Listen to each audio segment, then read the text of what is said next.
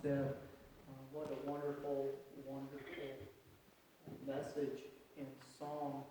And it's always a blessing to hear my wife sing. And one of the things that I noticed first about her was her willingness to serve the Lord with her voice, and we're so thankful for that. Thankful for all our special music singers, so many of them here in the church, and we appreciate you. Appreciate our instrumentalists, and excited about what the Lord's doing with our young people now, and preparing them for a life of service using their abilities.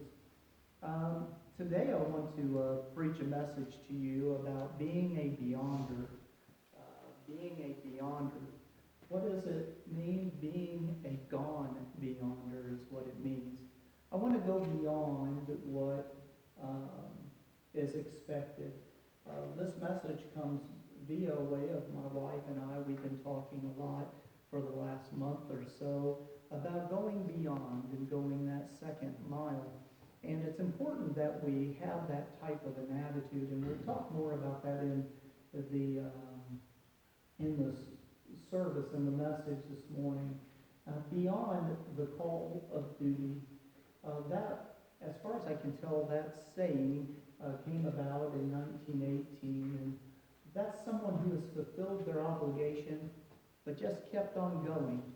I fulfill my obligation, but I just keep on going. Those who not just do as is needed, they look for a need beyond what is asked.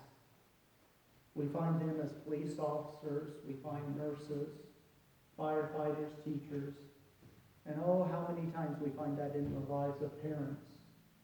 We find that we have doctors.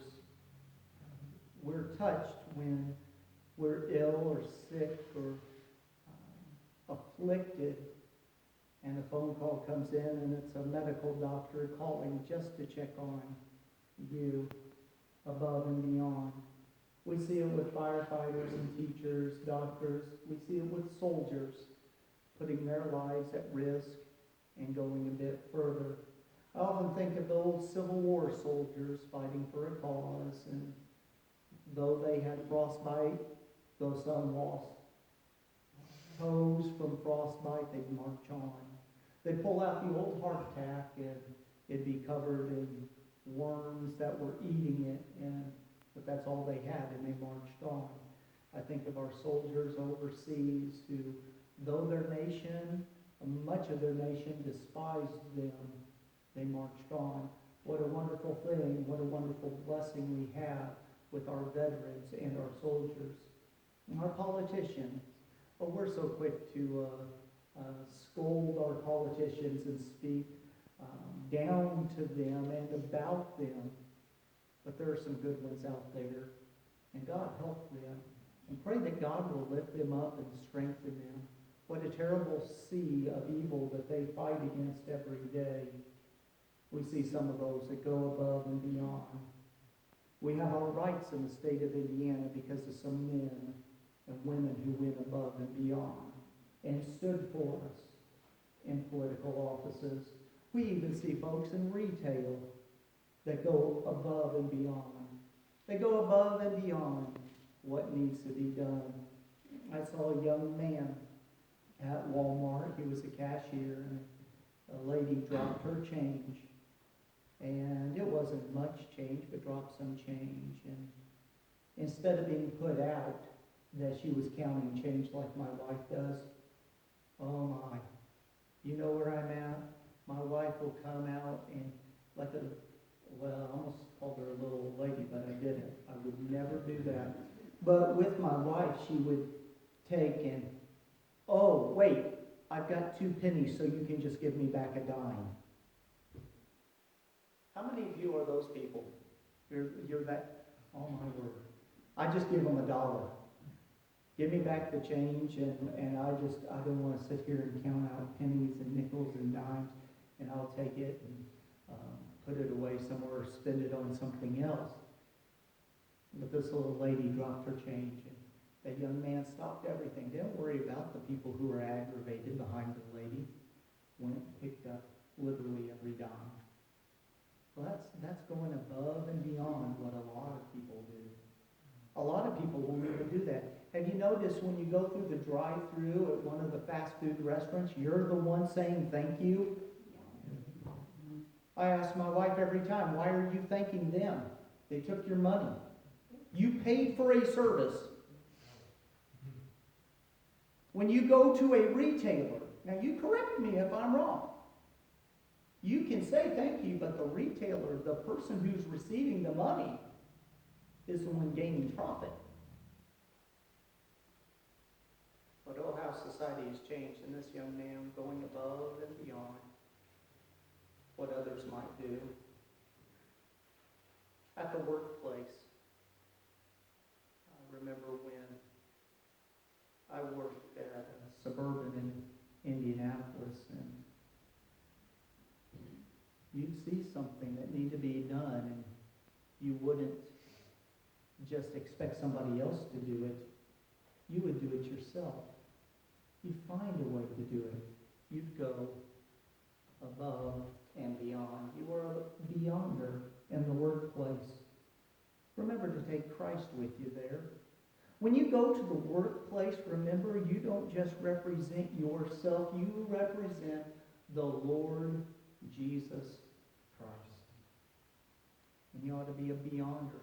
If they can trust anyone in the workplace, they ought to be able to trust you. And then Christians.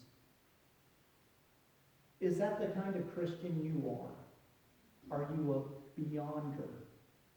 Are you a beyonder? When I think of Christians and those who love the Lord, I go through the Old Testament and the New Testament, and my mind quickly goes to Sam Elliott. Remember, Sam Elliott was a missionary. And what a beyond missionary he was. You all know, do some of you not know, anyone not know who Sam Elliott is? Sam Elliott was a missionary, and he ended up being killed by those he was carrying the gospel to. He flew a little yellow plane. I believe it was yellow, am I right? Flew this little yellow plane. This is apparently what planes do. And I don't know why, but they really wave a lot. So he flew this plane, and he saw that people down here, this is one of the books you have to read to go to Calvary Christian School. It's one of the missionary stories we have as literature.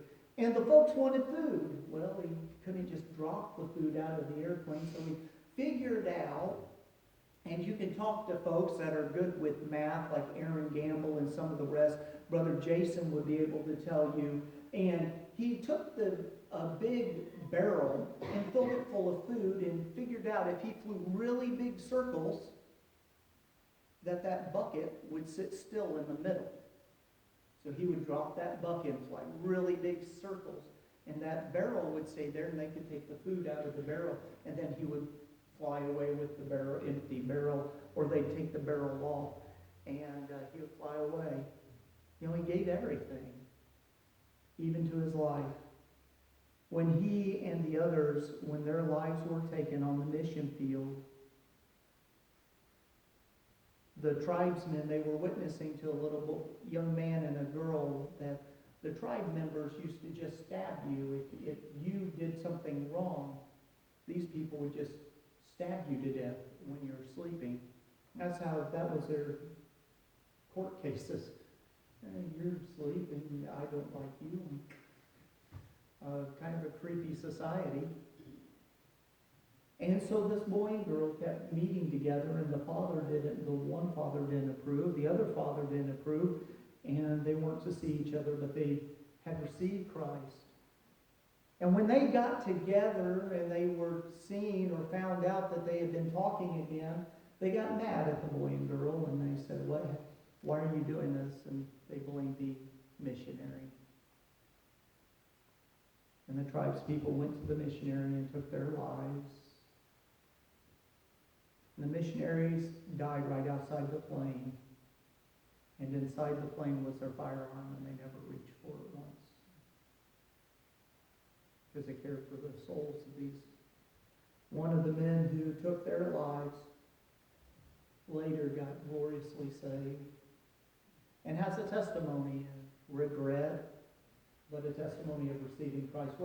What did these missionaries do? They went beyond. They were beyonders.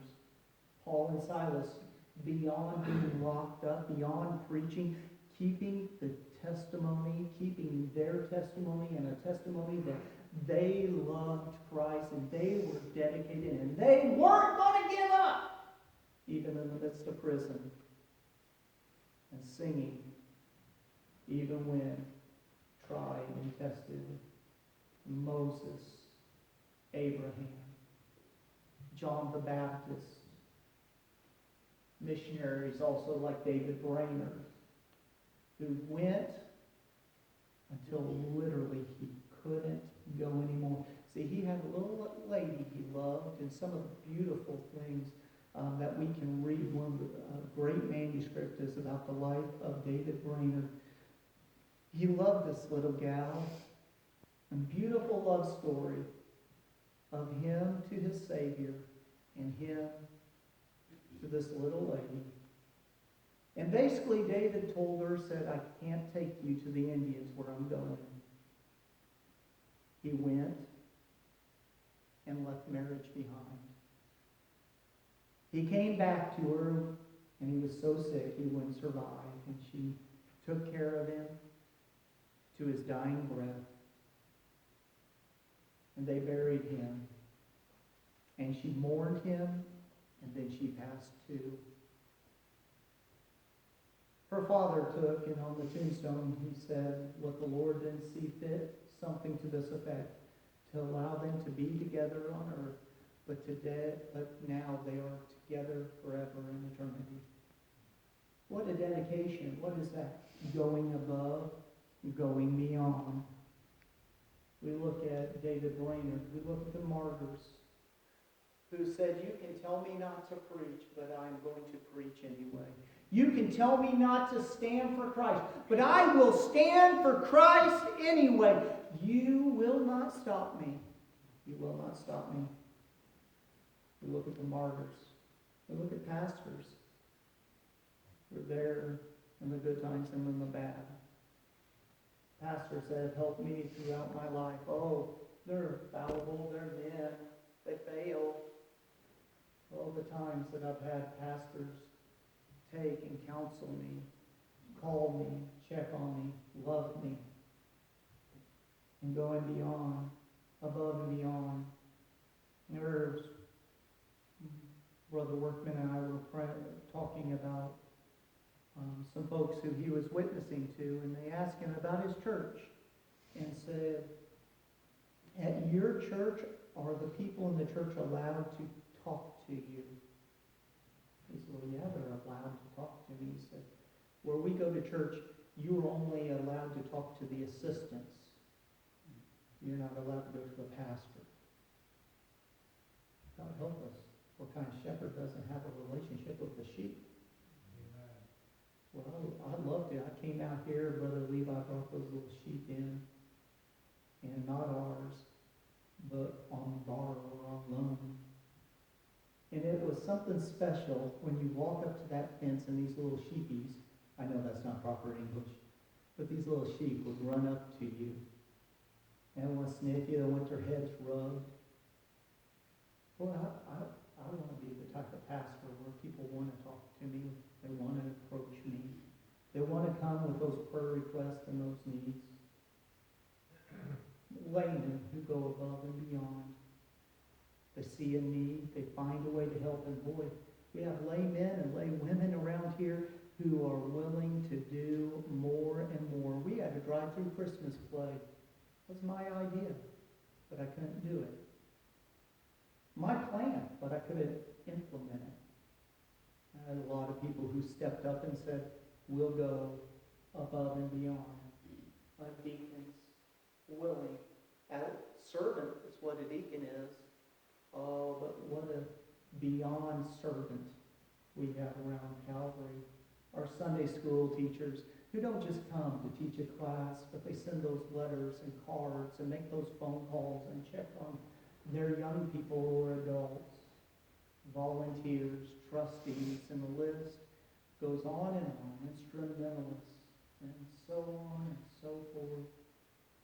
And we go across the entire church and we see that over and over, Lord's house is built on the beyonder, those that go above and beyond. Open your Bibles if you haven't already. We're in Matthew chapter number 5.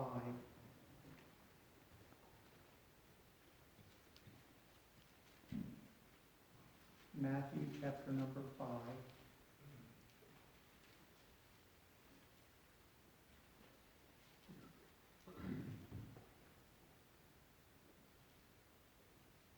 And we're going to start looking at verse number 38. Ye have heard that it hath been said, an eye for an eye, and a tooth for a tooth. But I say unto you, that ye resist not evil, but whosoever shall smite thee on the right cheek, turn to him the other also. And if a man will sue thee at the law, and take away thy coat, let him have thy cloak also. And whosoever shall compel thee to go a mile, go with him twain. Dear Heavenly Father, take this morning's message, use it in our lives. We'll praise you and thank you for what you do in the name of Jesus. Amen. I want to be a beyonder in 2021. In 2021, we need a church full of beyonders. We need families full of beyonders, and we need friendships full of beyonders. Beyond friendship. I am your friend, not they are my friend. And I want to try to change my mentality and your mentality into the mentality that Christ had for his people. I am your friend. And we often say, yes, that's my friend, but I want us to think really straightly and focus on the fact that it is not that you are going to be a friend to me, because it doesn't matter if you're a friend to me. I will always be your friend. I will always be your friend. See, I don't qualify my friends on what they do for me. Just like Christ didn't qualify your salvation on your works. He qualified your salvation on his blood for the remission of your sin. He adopted you. He took you into the family, not for what you were or you could do. He took you in despite who you were, despite what you could do. He knew your righteousness was nothing but filthy rags. Changing the responsibility to oneself. I'm not claiming you. I'm giving you my care. I'm giving you my compassion. I'm giving you my love. I'm giving you my kindness. Whether it is reciprocated or not, I will be your friend, whether you know it or even if you like it. I'll always be there. That's the beyonder. How many times have we found that we don't get that? But again, we need to change our mentality, not what do we get from some. They're not much of a friend to me. How dare you even think it? Because our thoughts should be, what kind of a friend am I to you? And in this passage, we see that in friendship and in love, if you love those who love you, what profit do you have? It's those who are unlovely. When you love them, oh, there's great profit. Love you. I will love you at all times. I'll love you at all times. I think during hard times, it's hard. You don't know what to say to people. And someone asked me, or actually I guess it's been several times, Pastor, what do you say at the funeral home? What do you say at the hospital? And you go in and you know, in you there is no hope. I just take them back to the old word. I say there's hope in him. I'm going to love you at all times, but I'm also going to point you to one who loves you more. And in my life, I want to have that love that even if you despitefully mistreat me, I'll love you anyway. Love My daughter Bethany claims that verse in Romans 12:19. If you're doing wrong, the Lord will repay. It's not my obligation. My obligation is to go beyond. We go beyond love. We go beyond what we take into the realm of what we give. We love at all times. Proverbs chapter 17 and verse number 17 says this: a friend loveth at all times, and a brother is born for adversity. Loveth at all times. I don't find it as hard at a funeral home to love people, or when they're going through a tragedy to love them. But I have to tell you, when they attack me, it's hard to love people. When you know they're attacking you. When someone comes up and tries to say something bad about one of the members at Calvary, I stop them and say, whoa, whoa, whoa, whoa, we're not going here. You have aught with a brother, go to a brother. But when it's somebody that despitefully uses me, and they are my attacker, they are the predator, it is so easy for me to say, yeah, you're exactly right, and let that gossip just flow. I should love at all times. Even those who despitefully use you? Oh, yeah. He said, but that's not fair. It wasn't fair for Christ to hang on the cross, but he did it for you. You love at all times. And here's the next thing the Beyonder says.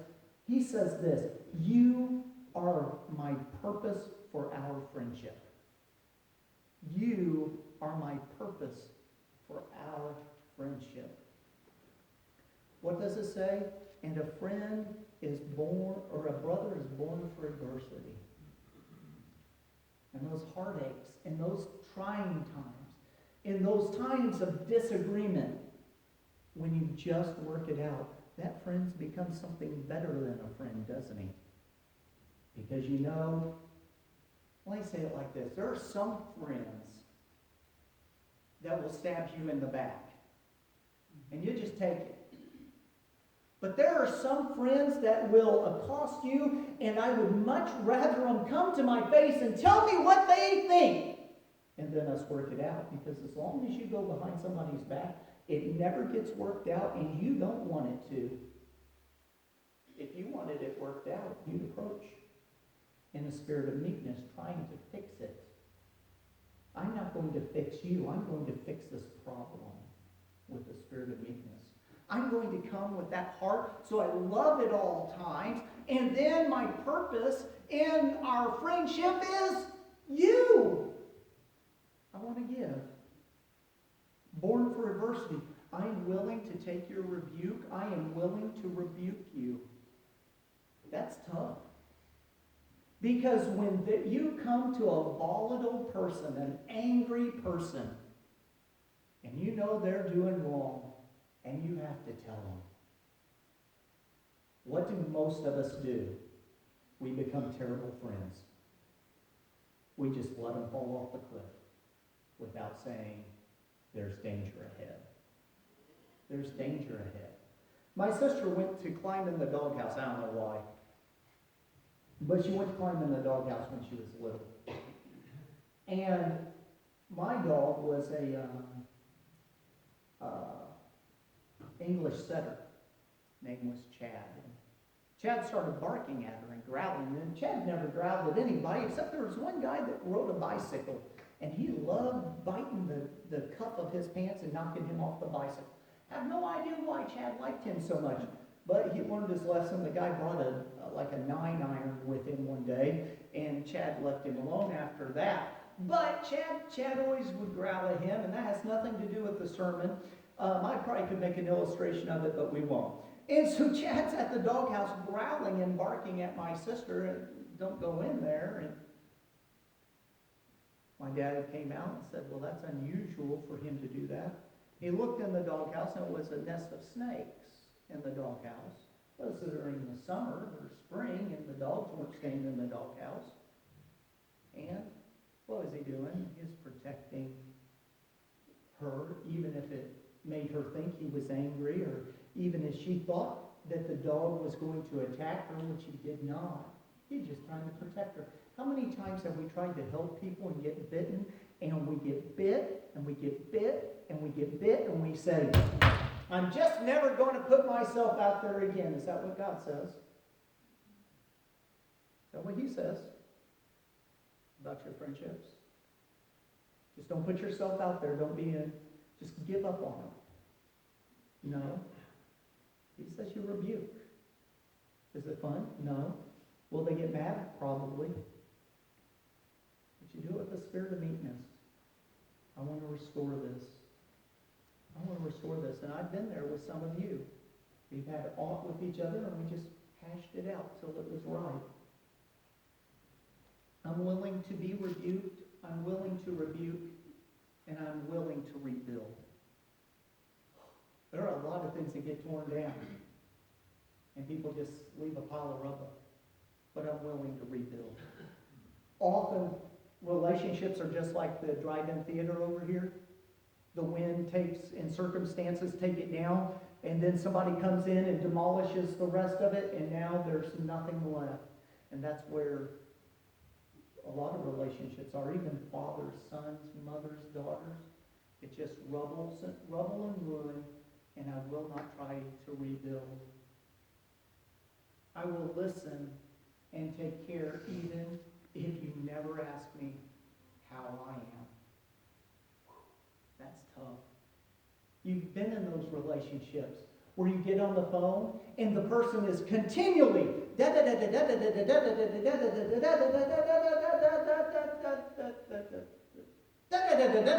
and they just, everything about them. Oh, I'm sorry. Oh, I'm praying for you. Oh, that's terrible. Oh, I'm sorry. I'm praying for you. I'm praying for you. Oh, that's terrible. And you get ready to hang up and you realize they never even asked me how I was today. But that's okay. Because I'd much rather be a friend to you. That's hard. That's hard. But it's true love. It's undefiled. It's good. It's godly. It's loving at all times. I'll love you even if you don't ask me how my day is. I'll love you even if you don't ask if I'm doing okay. I'll love you even if you don't say I'm praying for you. All the questions I wish you would ask, I'm going to ask you instead. Everything that you want out of someone else, make sure that's what you're giving instead of trying to have reciprocated upon you. I don't listen to your problems because I want you to give something back. I listen to you because I love you. That's the only reason. I'm not doing it for any other reason, but I care. But unfortunately, we have some friends that are saying they are a good friend. How dare you? How dare you? It is not about them being a friend to you. It's about you being a friend to them. And that's what you're going to answer for. It's what I can give. In Galatians chapter 6 and verse 2, I didn't type these out this time because I'd like you to see these verses. It's not a long sermon today. Well, maybe. Galatians chapter 6 and verse number 2. Bear ye one another's burdens and so fulfill the law of Christ. So what are we to do with our burdens? We're to help bear them. You have a problem? I want to help. You have a burden? I want to help you carry it. I honestly can tell you, I consider it an honor and a privilege when you ask me to pray. Many times people will come up to me and say, Pastor, I need to tell you something, confidence, and pray about something. Nobody else knows, and I don't want anybody to know. Will you pray for me? And I say, right now. Sister Anna called me today, and most of you got word through Band App or prayer chain. If you're not on the prayer chain and like to be, talk to Mrs. LaSure and she'll get you added. She called me today and we talked for a few minutes. I said, you have 30 seconds so I can pray with you before I hang up. Oh, yes. What an honor to be able to talk to somebody you care so much about, a friend you care about, and be able to pray with them. Ask the Lord to help them. Going beyond in friendship. I want to be in my friendships. I want to be a beyonder. And then going beyond in family. Ephesians chapter 6, it's not very far. Ephesians chapter 6, just a book away. And verse number 1, Ephesians chapter 6, and verse number 1. Pages are sticking together, forgive me. I'm sorry, that can't be right, can it? Ephesians chapter 5, and verse number 1. I'm sorry, can't read my own line. Be ye therefore followers of God as dear children, and walk in love. In our families, we need to go beyond in our walk with God and our obedience to Him. See, the Bible tells children, and we need to have some beyonder children, where they are children who will go beyond obedience.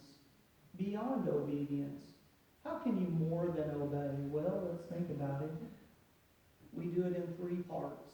And young people ought to be doing it in 3 parts, just like adults should be doing it with Christ in 3 parts, with all my body, with all my soul, and with all my spirit. Spiritually, I'm obeying. I am right with God, and I obey to stay right with Him.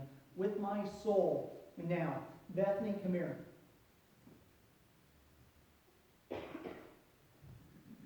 And she came. Stop. Back up. Thank you. No, come up here. No, go back. Okay, now this could, no, not all the way back. What's wrong with you? Get up here. Right, let's stop. Okay. Now, body, she obeyed, didn't she? I can't know her spirit. I don't know where she is spiritually. I don't know if she's right with God when she's obeying, if she's bitter, if she's angry. I don't know about her soul. I don't know if she's inside rolling her eyes, if she's sighing under her breath. I might not see that, but Bethany knows God sees every bit of it. Just beyond obedience. Beyond obedience. See, we have a lot of young people that will obey as long as you watch them. But because the soul and the spirit's wrong, that's where their character is off tilt.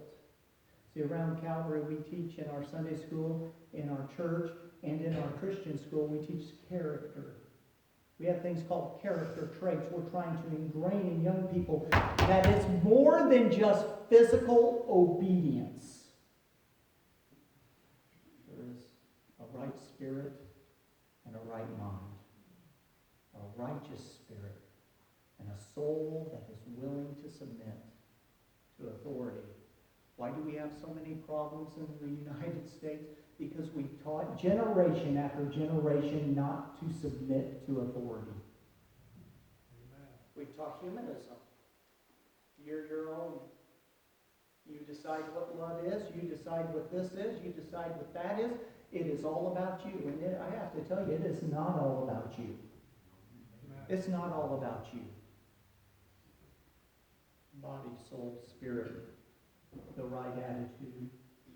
And then in Ephesians 5:25, it says, husbands, love your wives, even as Christ loved the church and gave himself for it. Now we look at a husband. I want to be a beyonder child. I want to be a beyonder husband. I want to be a husband that more than loves his wife, that loves her to sacrifice. I will love her in and as an example of Christ's love for the church. I'm going to love her in Christ and in following his example, but I'm also going to love him Love her as an example of him and his church. Now here's the key. I should love my wife as an example to society and to my children of the way Christ loves his church. I need to follow his example, yes, but I should be an example myself. That's the key. I love her unconditionally. She fails, I stand. She does this, I don't care. I love my wife. I remember my boy got a little sassy. They get a little sassy about 13, 14. They get a little sassy, a little too big for their britches. And my boy decided he'd step up to the plate with his mama. That's Sam's favorite, or used to be. When your child goes and says, huh? And you know they heard you, they just fixing to lie. Just write it down. What? If they do it twice, they're not a quick thinker. Huh? What? They give me more time. I got to think of the lie I'm going to tell you. Not every time, but a lot of the time. My son stepped up to the plate and started sassing his mom. He walked around the corner and I took him and I just kept walking towards him and he kept backing up. And I got him all the way back against the door and I looked at him and I said, nobody talks to my bride that way. You got me? What did I do? I toed up. Toe to toe, nose to nose. Why? Because she's my bride. Don't mess with my bride.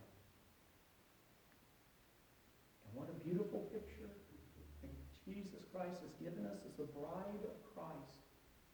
That though the devil comes to attack, my Lord is always there saying, you can only go so far. And I'm not going to let you go any further. Boy, it gives me goosebumps. I should be that example to my children. I should be that example to my wife of the love of Christ for her. I should live his example. And then we go down to beyond submission, a wife, being a beyonder in submission, as an example of your submission to Christ. Oh, you may be wrong, but we look in verse number 22 of chapter, well, there's chapter number 6, children obey your parents in the Lord, for this is right. I missed it. It's amazing what you do find if you look right real good through your bifocals. Let's go back to 5:22. Wives, submit yourselves unto your own husband as unto the Lord. If you want to, no. If you agree, no. Well, I tell you what, I'm not going to submit to any man. Well, don't get married. It's okay. The Bible doesn't say you have to. Well, don't. But you know, if the wife does her part and the husband does his part, they're equal parts. They're just different responsibilities. God's got a part for a man. He's got a part for a woman. They're equal in importance, but they have totally different responsibilities. And most of the problems lie on the husband that he doesn't love his wife correctly. That's where it falls. A husband should love his wife more than he loves himself. And a wife should submit. Be in submission to her own husband.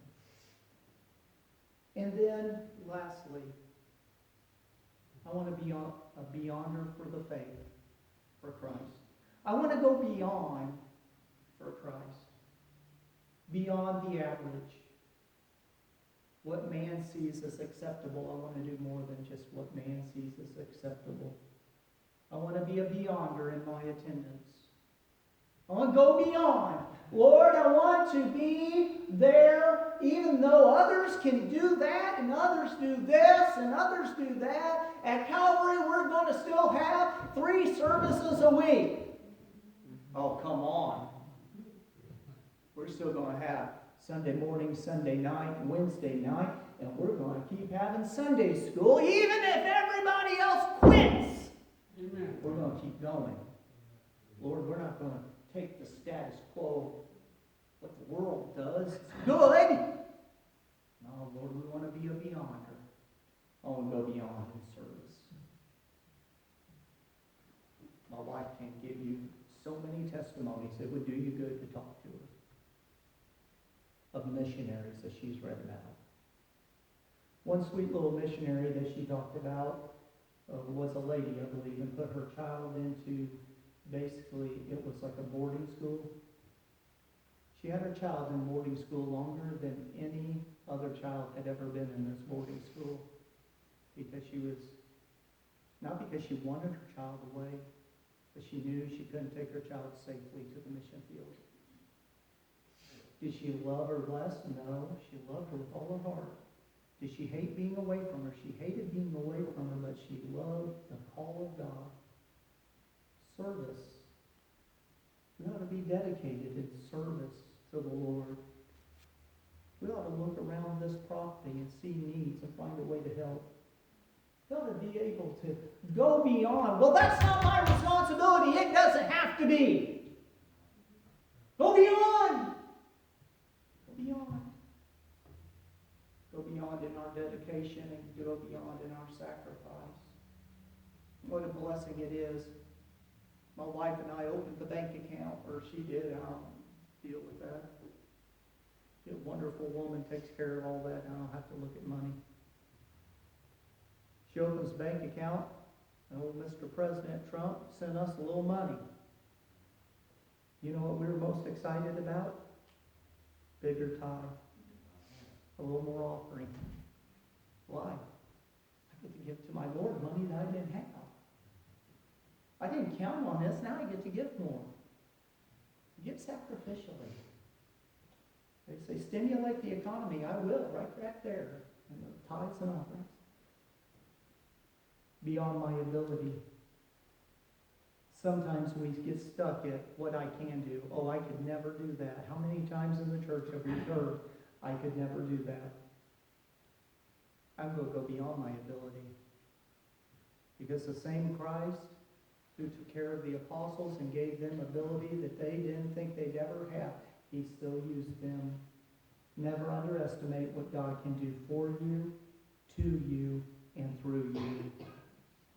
I just got to ask you, why can't you slay giants in your life? I think he'd give you the power to. Why can't you sing in prison in the midst of temptation and trial? I think he'd give you the ability to. And why can't you pull up full nets full of blessings? Because I think he'd give you the ability to. God can use you. But are you willing to go that extra mile? Or is there, well, Lord, I'll do this much, but I'll never do more. Beyond with him.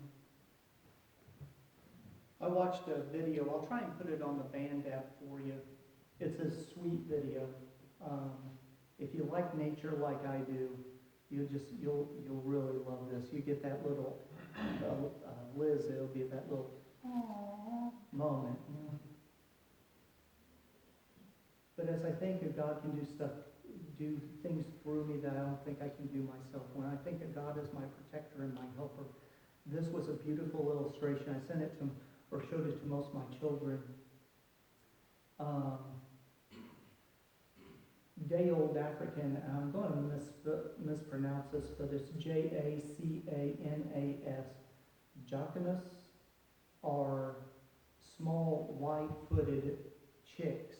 And these little day-old birds are already up on their feet, and their feet are as big as their body. It's unbelievable. Little long, spindly stick feet, little stick legs, and they run around. And in this video, you see them walking across. Anybody know these birds? Probably may know them if I could actually pronounce the name. And they're walking across these lily pads. Picking up little critters and eating them. Cute little boogers. And then the cameraman pans pans away from the little birds and pans, and there's a gator. And in the back of your mind, you hear, dun, dun, and you say, he's getting an appetizer. And he's coming towards it. And then over here, what we didn't know about these little birds, and I didn't know, was they were abandoned. Mom had left them. And that's the way that the birds are. These birds, a special kind of bird, their mothers leave them. As soon as they're, I guess, the eggs go into the nest, or when they hatch, the mothers are gone. And here comes this gator. Then the camera pans over here. And there's a bird, looks kind of similar to them, and they say, well, that's the dad bird, or the father. And that father, with that keen bird eyesight, sees the gator, the danger that those chicks could not see. And he, yet bigger, walks across those lily pads. He calls to those babies only an hour or a day old. He calls to those chicks, and all those chicks run to him. And he puts out those wings, and those chicks crawl up underneath his wings, and then he puts his wings down. And I think of the scripture how we hide beneath the feathers or the wings of our Lord and his word. But this drew a whole new picture to me. He folds those wings under, bends down, folds those wings over his chicks, and then he stands back up. And he walks away in his little